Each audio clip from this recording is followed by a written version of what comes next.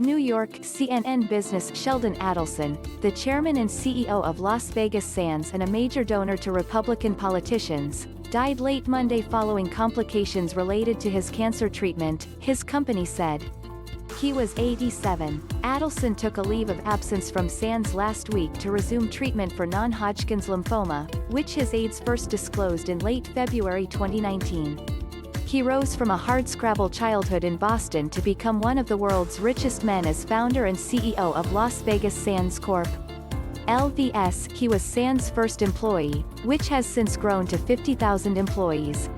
His impact on the industry will be everlasting, the company said. Sands shares opened slightly higher Tuesday.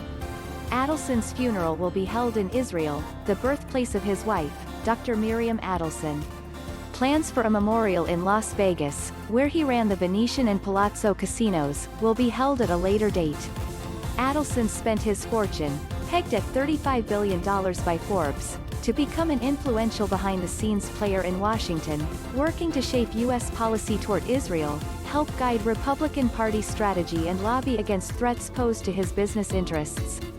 He donated hundreds of millions of dollars to medical research and Jewish causes. He owned Israel's largest daily newspaper by circulation, donated to Yad Vashem, the Holocaust Remembrance Center in Jerusalem, and helped underwrite Birthright Israel, which pays for educational trips to Israel for young Jewish adults.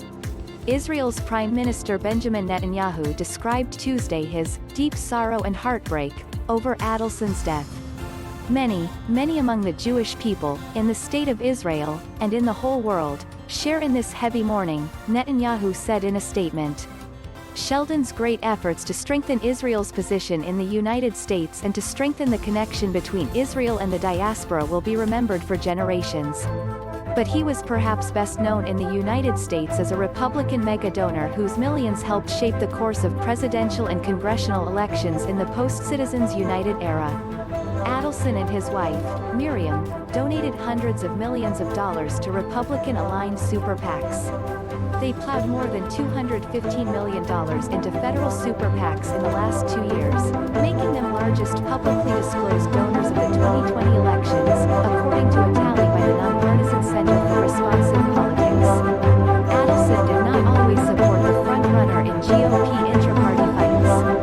In the 2012 Republican presidential primary, for instance, Adelson invested heavily in a super PAC that helped extend former House Speaker Newt Gingrich's presidential run. Gingrich eventually lost the nomination to Mitt Romney, but Adelson's spending underscored his loyalty to Gingrich, with whom he shared a hawkish stance on Israel.